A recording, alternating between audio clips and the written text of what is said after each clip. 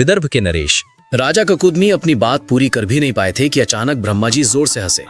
वो हंसी व्यंग की नहीं थी, वो हंसी उस परम ज्ञान की थी जो अज्ञानी को देखकर आती है। उनकी हंसी से पूरा ब्रह्मलोक गूंज उठा। राजा ककुदमी सहम गए। उन्हें समझ नहीं आया कि उन्होंने क्या गलत कह दिया। ब्रह्मा जी ने अपनी हंसी रोकी और करुणा भरे स्वर में कहा, हे राजन, तुम जिन राजाओं का नाम ले रहे हो, तुम जिन राजकुमारों को अपनी सूची में लिख कर लाए हो, अब उनका अस्तित्व तो छोड़ो, उनके कई पीढ़ी समाप्त हो चुके हैं। उनके गोत्र का नाम लेने वाला भी धरती पर कोई नहीं बचा है। ककुदमी अवाक रह गए। उन्होंने हकलाते हुए पूछा, क्या? लेकिन प्रभु, मैं तो अभी बस कुछ ही देर पहले।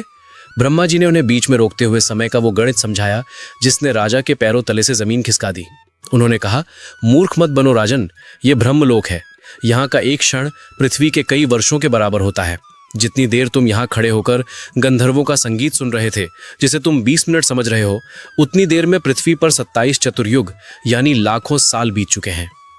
राजा ककुदमी का मस्तिष्क सुन्न हो गया।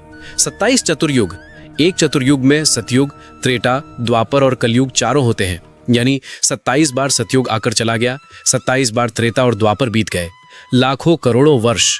ब्रह्मा जी ने आगे कहा, तुम जिस कुश स्थली नगरी से आए थे वो कब की नष्ट हो चुकी है। तुम्हारे पुत्र, पौत्र, प्रपौत्र और उनका पूरा वंश धूल में मिल चुका है।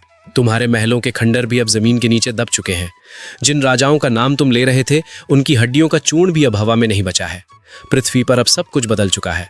वहां अब न सतयुग है, न वो लोग हैं जिन्हें तुम जानते थे। राजा ककुदमी को